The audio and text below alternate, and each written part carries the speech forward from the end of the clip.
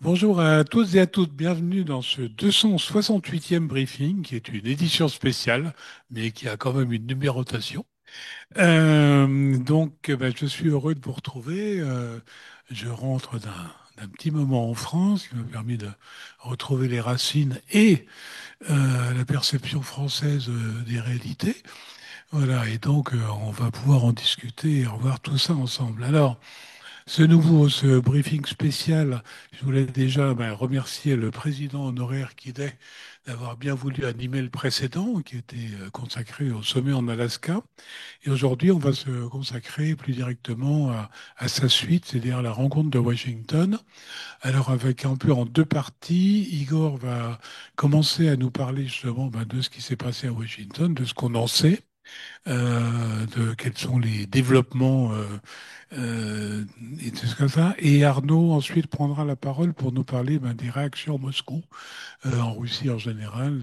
Comment est-ce que c'est perçu? Quels sont éventuellement les développements auxquels on peut s'attendre? Est-ce qu'il y aura des, euh, des avancées? Est-ce que la population perçoit ça avec optimisme ou pessimisme? Est-ce qu'il y a des factions qui se mettent en œuvre pour mettre des bâtons dans les roues à la paix ou au contraire la favoriser? Enfin, vous saurez tout absolument. Alors, on a déjà des questions qui sont arrivées par la hotline. Je vous rappelle que sur notre site, enfin sur notre adresse hotline@ccfr.ru, vous pouvez poser des questions par avance.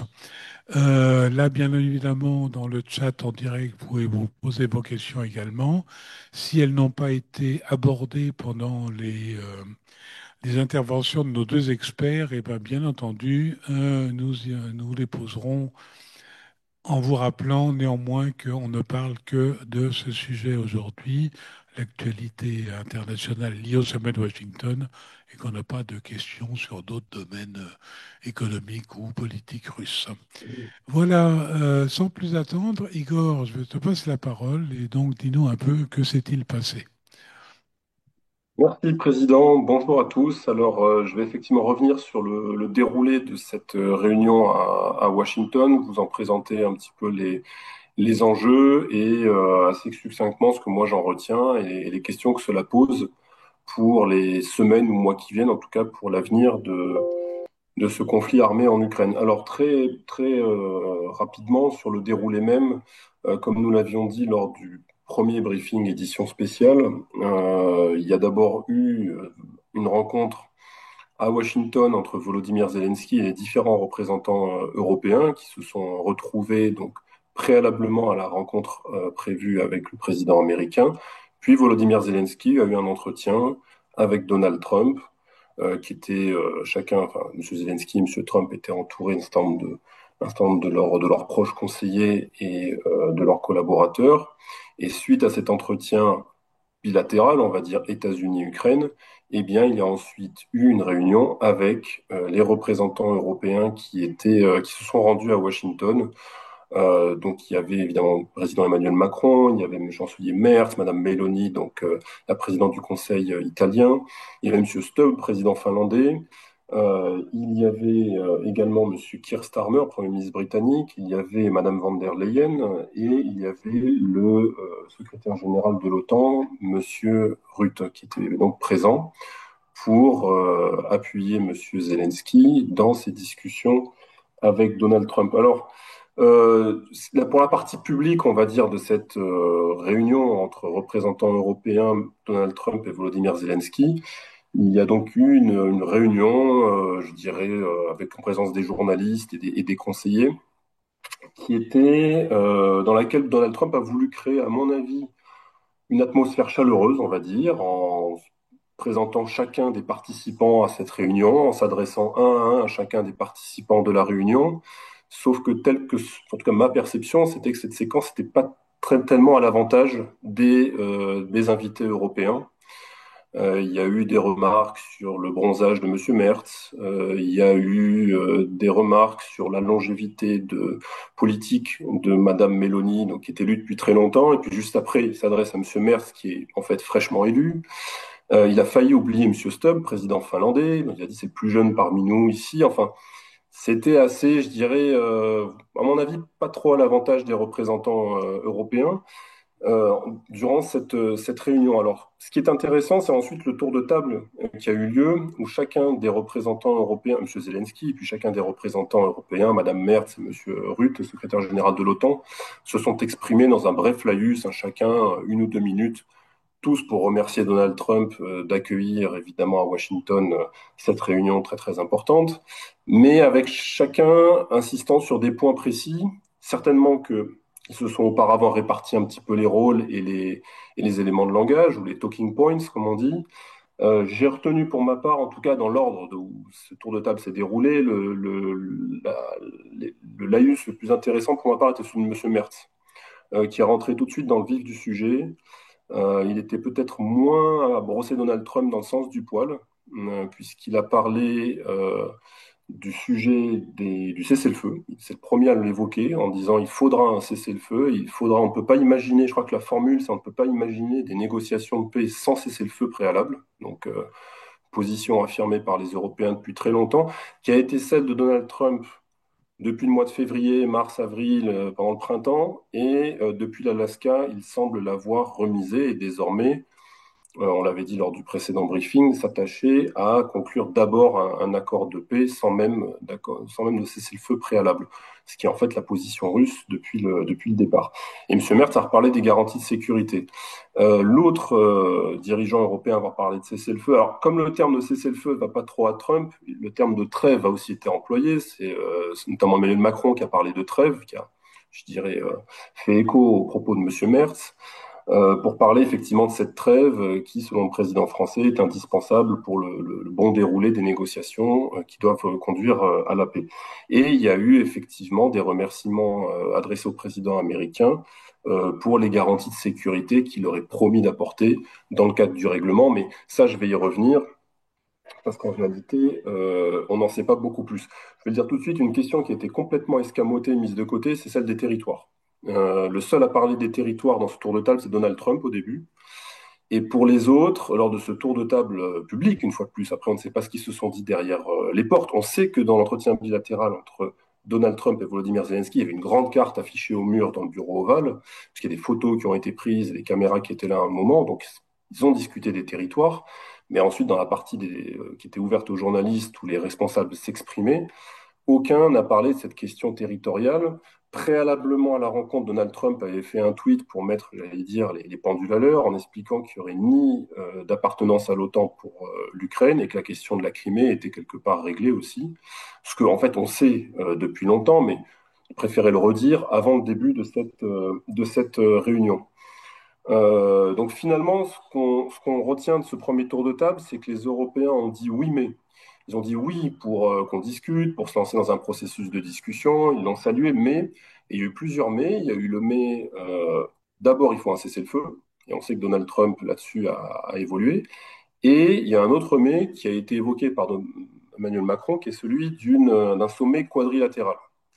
Alors ça, on va voir si jamais ça reste lettre morte ou si jamais ça va peut-être, comment dirais-je, prendre, enfin si jamais cette idée va prendre, mais il y a eu aussi l'idée de mettre un sommet après cette réunion entre Vladimir Poutine et Volodymyr Zelensky, puis un sommet trilatéral avec Donald Trump et le président ukrainien et le président russe, auquel pourrait se joindre, en tout cas dans les souhaits d'Emmanuel Macron, l'Union européenne. Bon.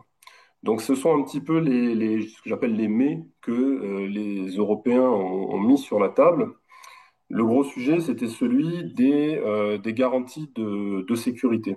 Et alors là, on peut peut-être décevoir nos auditeurs parce qu'en fait, on n'en sait pas beaucoup plus sur ces garanties de sécurité. On a eu toute cette séquence, l'Alaska d'abord et puis là, Washington dont on parle aujourd'hui. Et finalement, sur le fond, on n'en sait pas beaucoup plus. Les Américains, Donald Trump aurait dit, les États-Unis sont prêts à jouer le jeu des garanties de sécurité. Il a été évoqué l'idée de proposer à l'Ukraine, manifestement, une forme d'article 5 hors OTAN. Sauf qu'une forme d'article 5 hors OTAN, qu'est-ce que ça veut dire? Vous êtes dans le club ou vous n'êtes pas dans le club?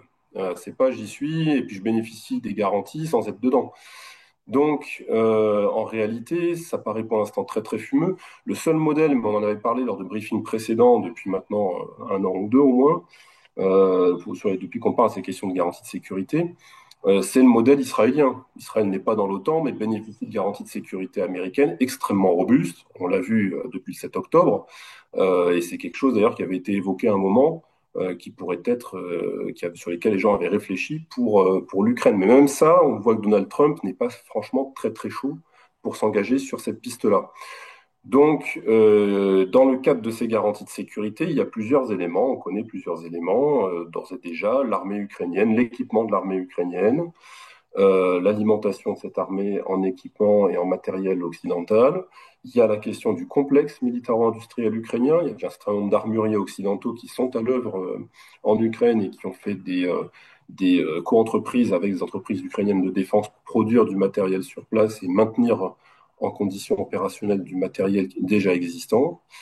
Il y a évidemment, dans le cadre de la coalition des volontaires, le sujet de la force de réassurance, où elle a porté plusieurs noms, on en a déjà beaucoup parlé. Mais là, on sait qu'il n'y a pas d'unité, parce que ne serait-ce que parmi les gens qui étaient autour de la table, à Washington lundi, l'Allemagne a dit qu'elle ne souhaitait envoyer personne, la Pologne, qui n'était pas à Washington, mais a dit qu'elle n'enverrait personne, l'Italie, Madame Meloni, a dit qu'elle n'enverrait personne. Il n'y a que les Français et les Britanniques, certes deux poids lourds, avec d'autres pays européens, dont la Finlande, qui seraient prêts à envoyer du monde, mais ils veulent le faire uniquement s'ils ont l'assurance que les Américains sont derrière, en appui, en deuxième rideau, ou je ne sais pas comment appeler ça comme vous voulez. Or, Donald Trump n'est pas du tout partant pour le faire, en tout cas à ce stade. Donc, et surtout que cette force d'interposition, on l'a dit la dernière fois, aurait vocation à être déployée une fois qu'un cessez-le-feu serait conclu, ce qui est le meilleur moyen d'inciter les Russes à ne conclure aucun cessez-le-feu. Donc, il y a un problème de, je dirais, de logique, de cohérence. Ça a été redit par Monsieur Lavrov hier, je crois, ou ce matin, ou avant-hier. Enfin, il a dit beaucoup de choses depuis, en expliquant très clairement qu'il était hors de question de voir des troupes de l'OTAN déployées en Ukraine. Si jamais il y avait un doute, on va dire, sur le, comment dirais-je, la compréhension du contexte. Concernant le sommet trilatéral, bilatéral, puis trilatéral, Monsieur Ushakov, lui aussi, a mis les points sur les i, en fait, dès lundi dans la nuit, je crois, après l'entretien téléphonique qu'ont eu Vladimir Poutine et Donald Trump, une quarantaine de minutes, pendant la réunion entre les Européens, Trump et Zelensky. Trump est allé s'isoler dans son bureau pour donc appeler Vladimir Poutine. Ça aurait duré une quarantaine de minutes, donc quand même assez long. Et M. Ushakov a expliqué que pour ce qui est de rencontres bilatérales, l'idée serait de rehausser le niveau de représentation des délégations des négociateurs russes et ukrainiens. C'est-à-dire qu'en gros, on aurait mieux que Medinsky, entre guillemets, à la tête de la délégation russe pour mener ces négociations de paix. J'ai relevé également une phrase de M. Rubio lors d'une interview à un média américain portant sur les aspects territoriaux, puisqu'il a dit que les deux, Russes et Ukrainiens, devront faire des compromis et que le règlement de la question territoriale sera certainement injuste, d'après lui, mais indispensable pour mettre un terme au conflit. Alors bon, moi, l'ensemble, si vous voulez, de cette séquence, Alaska plus Washington, ça me laisse l'impression un peu d'une bataille tactique entre les Russes et puis les Européens et les Ukrainiens de l'autre côté pour s'assurer du soutien de Trump. Et à l'issue de ces deux rounds, l'Alaska et Washington, j'ai quand même l'impression que c'est les Russes qui ont remporté pour l'instant provisoirement en tout cas, le match, puisque Donald Trump pour l'instant reste sur l'idée qu'il faut conclure un accord de paix et pas revenir à l'idée d'un cessez-le-feu préalable ou un cessez-le-feu partiel à laquelle il s'était accroché depuis plusieurs mois. Et on voit que pendant cette réunion à Washington, une fois de plus, les Européens lui ont remis sur la table cette idée de cessez-le-feu et que lui a eu une phrase pour dire non, non, mais cessez-le-feu, moi j'ai réglé des conflits sans cessez-le-feu préalable, j'ai réglé 6 conflits depuis que je suis élu et parfois on n'a plus besoin de cessez-le-feu, ça s'est très bien passé d'après lui. Bon. Donc en fait, il veut essayer de dupliquer sa méthode à ce qui se passe en Ukraine. Ce qui me fait dire que pour l'instant, provisoirement, c'est plutôt les Russes qui ont remporté la manche. L'autre élément, c'est quand même qu'il y avait, en tout cas dans la perception, vraiment une différence dans la façon du positionnement des États-Unis en Alaska et puis à Washington dans le cadre de deux réunions différentes. En Alaska, c'était clairement, on l'avait dit avec Arnaud, la réunion entre les deux grands. Il y avait une forme de parité dans la rencontre entre les parités géopolitiques, on va dire ce que recherchent les Russes et ce que et ce qu'en réalité adorent hein, les Russes dans leur relation avec les États-Unis. Là, je dois dire qu'à Washington, c'était difficile de parler de parité géopolitique. Les Européens sont quand même venus, il faut le dire, en position de demandeur. Zelensky a annoncé qu'il y aurait jusqu'à 100 milliards de contrats d'armement qui seraient placés auprès des armuriers américains financés par les Européens. Euh, je l'ai dit, la façon dont Trump s'est adressé à certains des leaders européens présents dans la pièce, on imagine mal parler avec la même tonalité à Vladimir Poutine, en tout cas moi je l'imagine mal. Il y avait voilà, quand même une différence me semble-t-il, de niveau entre ces deux réunions. Et effectivement, je vais terminer par ce point sur les 100 milliards. Donc, après cette réunion à Washington, si on rembobine depuis 3 mois, on a eu le sommet de l'OTAN où les Européens se sont engagés à dépenser plus pour leur défense et à acheter donc du matériel militaire auprès des armuriers américains. Puis il y a eu la fameuse rencontre en juillet entre Madame von der Leyen et Donald Trump, où là aussi, il y a eu des engagements à hauteur de plusieurs centaines de milliards d'investissements européens aux États-Unis, plus les droits de douane. Et donc là, il y a encore 100 milliards qui vont être manifestement engagés dans les années à venir. Hein. 100 milliards, c'est pas pour demain, ça prend sur des années pour du matériel militaire auprès de l'Ukraine. Ça fait beaucoup d'argent en 3 mois ou 4 mois, à peine 3 mois plutôt, qui sont, comment dirais-je, de promesses d'investissement ou de promesses de paiement ou d'achat qui sont mis sur la table de la part de l'Union européenne et que Trump arrive à arracher chaque fois aux Européens à l'occasion de ces grands rendez-vous. Voilà, je m'arrête là pour ma partie. Merci. Alors, on a déjà quelques questions sur cette partie-là, notamment une question qui revient, qui est celle-ci, c'est on voit bien la constance côté russe, on voit moins la constance côté américain. Donc, Trump est assez connu maintenant pour changer d'avis de façon assez abrupte et des choses comme ça. Et donc la question c'est, y a-t-il aux États-Unis quelqu'un de réellement à la manœuvre? Est-ce qu'il y a une ligne directrice qu'on connaît ou qu'on connaît pas, mais est-ce qu'il y a, j'allais dire un peu pas un état profond, mais est-ce que derrière Trump, il y a quand même des gens qui ont une colonne vertébrale idéologique ou politique et avec une ligne directrice qui peut être un peu camouflée par les errements de Trump? Enfin, qu'en pensez-vous? Bah, Trump, bon, je crois que je l'avais déjà dit, mais Trump, il me semble qu'il a tendance à être d'accord un petit peu avec le dernier qui parle. Sauf que là, à Washington, ça n'a pas vraiment fonctionné avec les Européens. Il avait l'air plutôt convaincu quand même de rester sur les positions qui avaient été, euh, qui avaient été conclues avec Vladimir Poutine en Alaska. Mais Trump, il a quand même, enfin effectivement, il est très très difficile à suivre, etc. Mais il a quand même une constante, c'est qu'il veut le prix Nobel de la paix. Ça, et il est prêt, à mon avis, à prendre n'importe quel chemin qui permet de mener à ce prix Nobel de la paix. Donc, si pour avoir ce prix Nobel, il faut d'abord passer par un cessez-le-feu, ben, d'après lui, il va dire qu'il faut un cessez-le-feu, et puis on va voir ce que ça donne. Si finalement il faut s'attaquer aux racines profondes, comme disent les Russes, eh bien, il va finalement changer et passer par là. Il a essayé la première méthode du cessez-le-feu, il a essayé l'intimidation, la menace, le chantage, de nouvelles sanctions, de tarifs secondaires, etc., etc., avec les résultats qu'on connaît notamment au mois de juillet concernant l'Inde. Ça n'a pas fonctionné. Arnaud l'avait expliqué lors du briefing précédent, il y a même une menace finalement qui se prenne les pieds dans le tapis de son propre ultimatum et qui perdent un peu la face. Et grâce à ce sommet en Alaska, il sauve les apparences et donc il change le fusil d'épaule parce qu'il comprend que la première méthode ne fonctionne pas. Donc c'est plutôt une question de méthode. Après, sur la colonne vertébrale, faut pas se leurrer, à mon avis, quelle que soit la recette qu'on trouve pour éteindre ce magma, cet incendie qui brûle en Ukraine depuis maintenant 2014, les États-Unis resteront un contestataire géopolitique, un adversaire géopolitique de la Russie, enfin et vice-versa.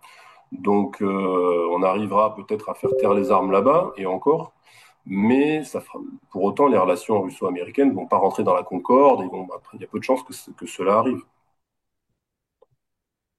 Eh bien, Arnaud, tu as une idée là-dessus?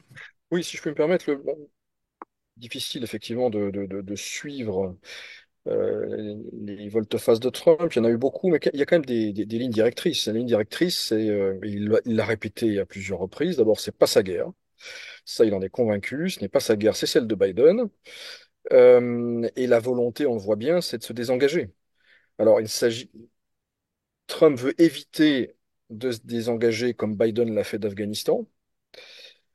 Mais la tendance est là. Alors, dans un premier temps, faire payer les autres et réduire la voilure. Et la question des garanties de sécurité illustre ça. Et il y a, alors tu parlais de l'État profond, il y a quand même une technostructure sécuritaire américaine qui est assez conservatrice, et qui, comme le dit Igor, voit en la Russie une sorte d'ennemi héréditaire. Et puis il y a quelques idéologues qui sont plutôt sur cette ligne-là du désengagement. Et il y a un personnage, Monsieur Colby, hein, numéro 2 du département de la Défense, dont on avait parlé il y a quelques semaines, parce que c'était lui qui avait été à l'origine de la suspension de l'aide militaire à l'Ukraine, qui avait été désavouée ensuite. Eh bien, il s'est de nouveau exprimé, semble-t-il, ces dernières heures. En tout cas, ses propos ont été rapportés par plusieurs agences de presse. Il aurait dit à ses interlocuteurs européens que l'engagement américain serait minimum. Donc, il y a effectivement à Washington des personnes qui ont une vision structurée. Il y a sans doute plusieurs lignes, en réalité, une ligne plus conservatrice, plus, j'allais dire plus mainstream, et puis quelques idéologues, dont Monsieur Colby, qui est numéro 2 du département de la Défense, qui est sur une position plus transgressive. On verra qui l'emporte. Alors si je vais poursuivre, rebondir sur ce que disait Igor et peut-être en venir aux réactions russes, hein, à ce sommet de Washington, à ces rencontres de Washington. On était resté la semaine dernière, ou plutôt lundi, à Anchorage, l'après-Anchorage, cette bouffée d'optimisme à Moscou. En ce qui concerne les rencontres de Washington, en Russie, on voit plutôt une forme de scepticisme, de dérision, notamment à l'égard des Européens. Igor en a dit quelques mots, bon, mais ce scepticisme et cette dérision, on la voit, on l'a perçu dans la proposition qu'aurait fait Vladimir Poutine d'organiser un sommet tripartite à Moscou. Hein, pendant ce fameux coup de fil de Trump, au cours duquel le président américain, semble-t-il, lui demande s'il est d'accord pour rencontrer le président Zelensky. Vladimir Poutine dit oui, pourquoi pas à Moscou. Ce qui fait d'ailleurs écho à ce qu'il avait dit à Anchorage à Trump, Next time in Moscow. C'est voilà, mais c'est plutôt facétieux. Il sait qu'en proposant ça, évidemment, ça n'a aucune chance d'aboutir. Je ne reviens pas sur les premiers échos. Igor en a parlé sur la décision russe, la proposition russe d'augmenter d'élever le niveau des délégations, ce qui me fait dire qu'on peut imaginer peut-être, ça me paraît réaliste, une rencontre entre Lavrov et son homologue ukrainien à Istanbul ou ailleurs dans les prochains jours. Ça oui. En revanche, les positions russes sur le sommet, les sommets bilatéraux d'abord, trilatéraux ensuite, restent inchangés. Les Russes ont l'impression, me semble-t-il, que en fait cette question du sommet qui doit venir vite, elle remplace un petit peu du cessez-le-feu. Pour Trump, c'est un moyen de montrer que les choses avancent grâce à lui, que rien n'est figé. Et pour les Européens et les Ukrainiens, c'est, me semble-t-il, un moyen de prendre en défaut Poutine. Alors sur la question du cessez-le-feu, ça n'a pas marché, puisque Trump, comme le rappelait Igor, a évolué vers les positions russes. On verra si il pardonne éventuellement à Poutine ou s'il accepte les arguments de la Russie qui rendraient impossible un sommet rapide au plus haut niveau. En tout cas, la volonté russe n'est certainement pas d'offrir j'allais dire, une scène médiatique et symbolique à Zelensky. La position russe, elle reste inchangée. Je vais y revenir dans les secondes qui viennent, puisque Lavrov s'est beaucoup exprimé ces dernières heures. Il est pratiquement le seul, d'ailleurs, depuis hier à parler au nom de la Russie. Il l'a fait à l'occasion de deux conférences de presse, hier avec son homologue jordanien, aujourd'hui avec son homologue indien. Qu'a dit Lavrov à cette occasion? Euh, bon, s'agissant du sommet, je le disais, selon lui, la Russie ne peut accepter un tel format que s'il s'agit au fond de finaliser, de signer un accord préalablement négocié, au moins dans les grandes lignes. Euh, euh, je rappelle que les Russes gardent un très mauvais souvenir du sommet de Paris en décembre 2019. À l'époque, une déclaration commune avait été préparée. Il ne restait qu'à signer et en arrivant, M. Zelensky avait dit que c'était plus possible. Les Russes, évidemment, veulent éviter ce genre de surprise. Euh, euh, sur les garanties de sécurité, bon, Igor en a parlé, mais la position martelé par les Russes, parce que les Russes voient que c'est le sujet sur lequel les Occidentaux sont en train de plancher, c'est que finalement, le document de base, c'est Istanbul. Istanbul, mars 2022, euh, avec une Russie finalement co-garante. La Russie rejette tout mécanisme de sécurité qui l'exclurait. Euh, euh, donc P5, hein, membre permanent du Conseil de sécurité, plus éventuellement d'autres pays, mais pas de mécanisme dans lequel la Russie serait absente. Lavrov a également dit hier, lors de sa conférence de presse avec son homologue jordanien, qu'il avait noté une grande compréhension par les États-Unis des origines du conflit et espérait que Trump avait fait passer les messages aux Ukrainiens et aux Occidentaux. Lavrov s'est exprimé plus longuement et plus en détail encore aujourd'hui avec son homologue indien. Il est revenu plus en détail sur la question des garanties de sécurité. Il a qualifié d'exercice inutile, je cite, ce à quoi se prêtent les Occidentaux, c'est-à-dire plancher de leur côté sur d'efforts de réassurance, etc., etc. Un nouvel élément de langage, alors qui peut-être ne parle pas beaucoup aux Occidentaux, mais qui parle aux Russes. Il a parlé, évoquant la volonté européenne de déployer des hommes après un cessez-le-feu en Ukraine. Il a fait une comparaison avec l'intervention. L'intervention, ça veut dire eh bien l'intervention anglo-britannique pour l'essentiel pendant la guerre civile de 1918-1921 en Russie soviétique. Donc cette comparaison est faite et la Russie n'en veut pas. Alors il est vrai qu'il y a beaucoup d'éléments de comparaison possibles, notamment sur Odessa et la focalisation française et russe aussi. Bon, en tout cas, voilà, la position est rappelée très rapidement. Pas de présence, pas de signature stratégique, comme dirait le président Macron, française et occidentale, sur le territoire ukrainien après un cessez-le-feu. Et par ailleurs, Lavrov, dans un discours dont on a senti qu'il était plus dur que les éléments de langage de ces derniers jours, est revenu sur la question de la légitimité de Zelensky, en tout cas de la personne qui, le moment venu, est appelée à signer un accord avec la Russie.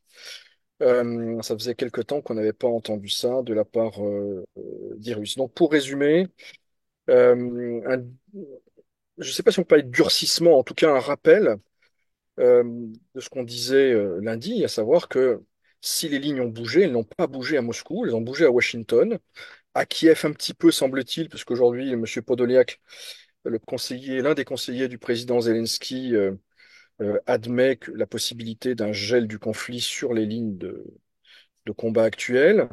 Mais à Moscou, encore une fois, les approches et les exigences restent les mêmes, avec quelques notes malgré tout supplémentaires, quelques plics supplémentaires, spécifiquement adressés aux Européens. Alors hier, Medvedev s'en est pris à Emmanuel Macron de façon extrêmement rude sur les réseaux sociaux. Aujourd'hui, c'est Madame Kallas, la chef du service diplomatique européen, qui a subi les foudres de Monsieur Lavrov. Il a parlé de dégradation et selon lui, à quoi ça donne Madame Kallas en exigeant de nouvelles sanctions et en affirmant qu'on ne peut pas faire confiance à la signature russe, quoi qu'il advienne, relève non pas de la diplomatie, mais traduit une forme de dégradation. Donc on en est là aujourd'hui. Maintenant, on va voir, parce que, comme le disait Igor, il n'y a que ça qui compte finalement. Quelles conclusions vont en tirer les Américains, qui sont plus que jamais au centre du jeu? Trump est au centre du jeu. Il l'a été en Corée en recevant sur son sol le président Poutine. Il l'a été plus encore, y compris sur la photo. Photo assez désastreuse en réalité d'un point de vue symbolique pour les Européens lors de la réunion à Washington. Mais centralité à ce stade ne signifie pas capacité d'entraînement, même si encore une fois on ne sait pas tout ce qui se dit. Les Américains ont la main, veulent garder la main. D'ailleurs, c'est M. Rubio qui coordonne le groupe de travail qui est chargé de plancher sur les garanties de sécurité. On sera fixé assez vite en réalité sur le contenu, sur ce que veulent vraiment les Américains, sur la capacité ou non des Ukrainiens et des Européens à faire bouger le curseur des positions américaine. Et là, je rejoins Igor lorsqu'il dit que cette fois-ci, on n'a pas l'impression que les derniers qui ont parlé ont emporté la mise, j'ai quand même l'impression que Trump, après Anchorage, reste sur ce qu'il a fixé. Donc à suivre, on va être fixé dans 8-10 jours. D'abord sur le contenu des garanties de sécurité élaborées par les Occidentaux, sur la perspective d'un sommet Poutine-Zelensky. Pour ma part, je n'y crois guère. Je miserais plutôt, mais ça me paraît réaliste, comme je le disais, sur une rencontre au niveau ministériel, Lavrov ou peut-être Patrouchev ou un autre, enfin un poids lourd du pouvoir russe, mais pas Poutine. Et on verra quelle conclusion en tire Monsieur Trump, dont on note ces dernières heures que il tient à dissocier sa participation éventuelle, l'éventuel sommet trilatéral, du sommet Zelensky-Poutine, comme s'il comprenait que tout ça prend une voie, enfin, se transforme en impasse. Donc, à suivre, mais globalement, position russe inchangée. Effet de panique, me semble-t-il, quand même, le week-end dernier, on en avait parlé la dernière fois, chez les Européens et chez les Ukrainiens, après Anchorage.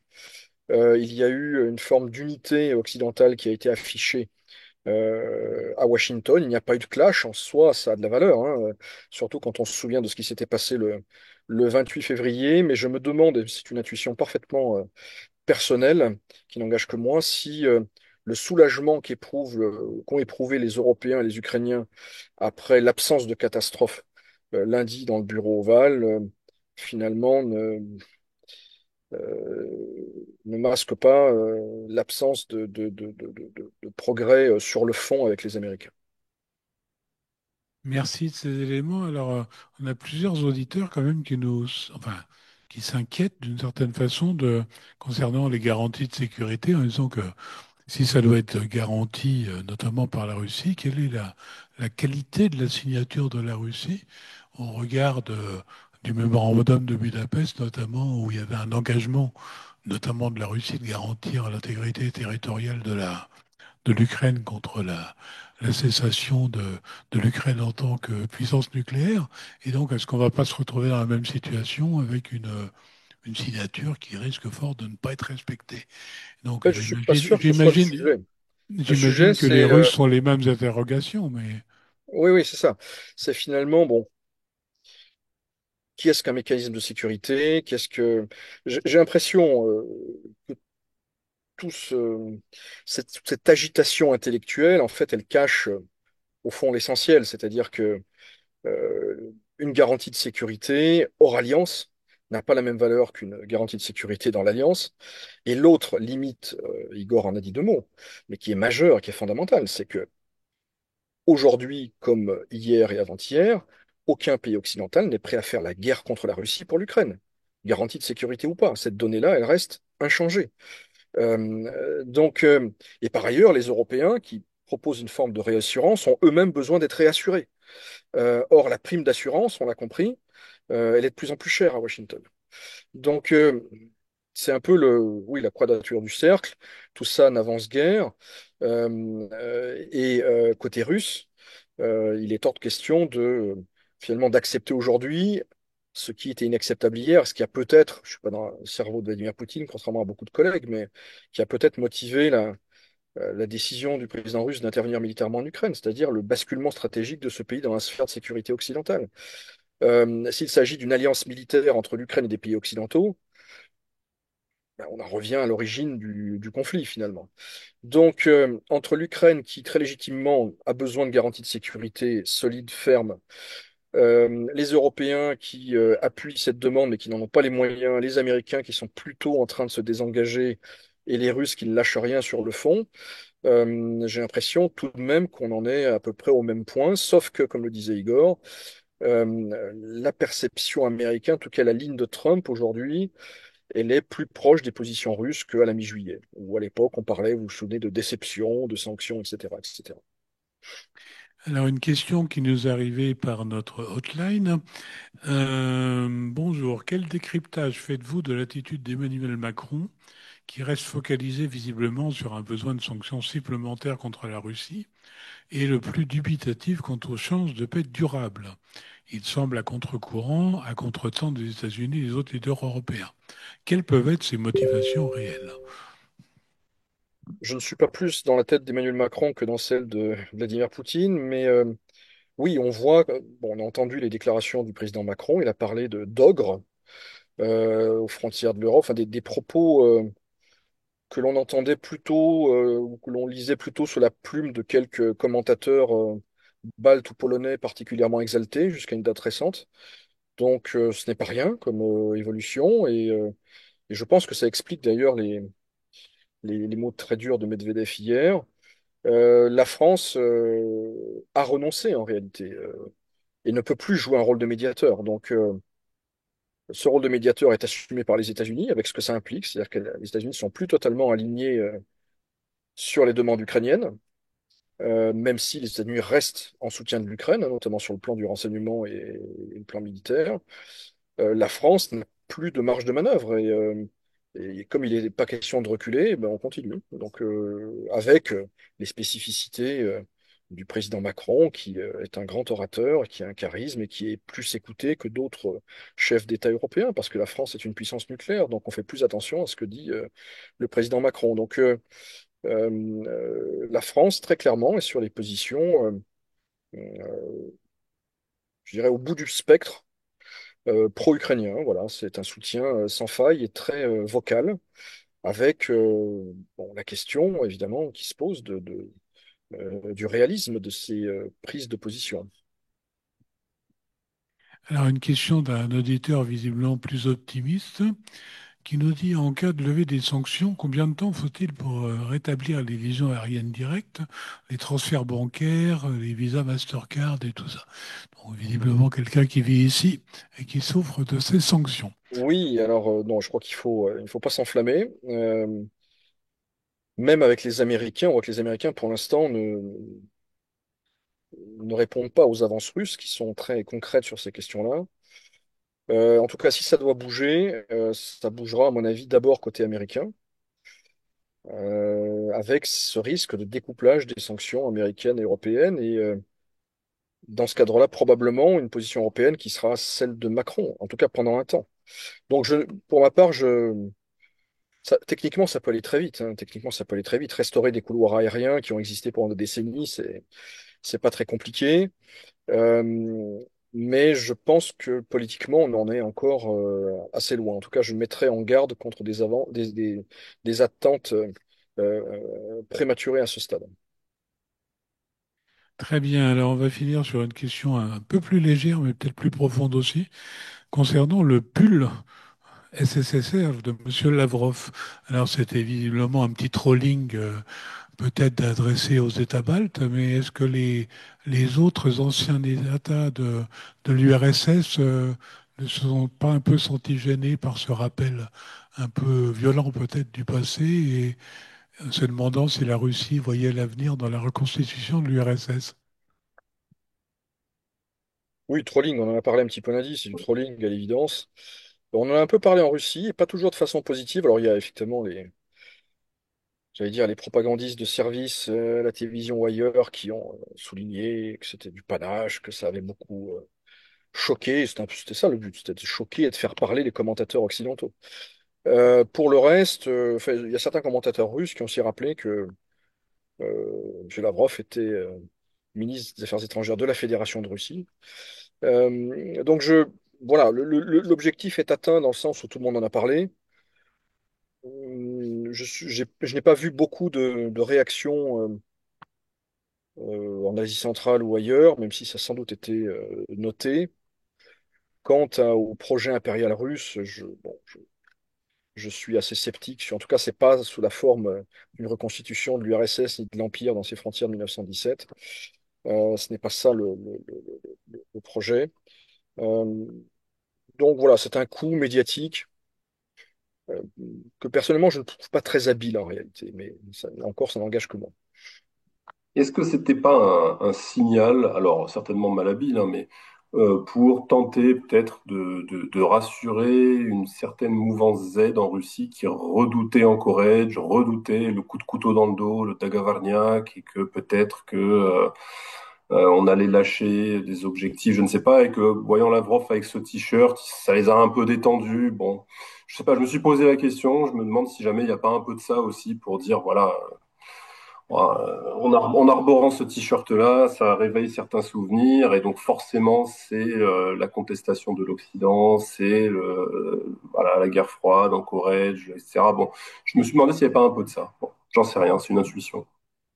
Les complotistes vont dire qu'il faut savoir qui est le propriétaire de l'usine qui fabrique ça, puisqu'apparemment ces t-shirts ont quadruplé de valeur en quelques jours. Donc, on va dire c'est la femme de Lavrov, ou une chose comme ça, comme pour les trottoirs à Moscou, probablement. Laissons nos amis complotistes comploter. Voilà. On a alors certaines d'autres questions euh, qu'on va pas aborder maintenant, mais on vous promet de les aborder la prochaine fois, notamment sur on a beaucoup de gens inquiets avec le réseau Max qui doit remplacer ou non Telegram, WhatsApp, qui effectivement fonctionne assez mal en ce moment. Donc, on va vous demander de faire vos devoirs de vacances jusqu'au 1er septembre, où nous allons nous retrouver pour le premier briefing nouvelle formule, c'est-à-dire à 17 heures et non plus 17h30. Donc on parlera longuement de ça et je pense que d'ici là, on y verra un petit peu plus clair justement sur la nécessité, l'obligation ou non de télécharger cette application. Ben voilà, il y a beaucoup de questions qui se posent là-dessus, mais nous n'allons pas en parler aujourd'hui. Donc merci à tous les deux de vos interventions brillantes. Bien évidemment, s'il y avait quelque chose de majeur d'ici le 1er septembre, on referait un briefing exceptionnel. Je pense qu'il faudra au moins une réunion tripartite au plus haut niveau pour que ça le justifie, parce que le 1er septembre, ben, c'est finalement d'ici pas très très longtemps. Donc, on vous donne rendez-vous, 1er septembre, 17 heures. Soyez toujours aussi nombreux. Merci de votre fidélité. Et comme toujours, la CCI France-Russie se tient à vos côtés. Tenez bon.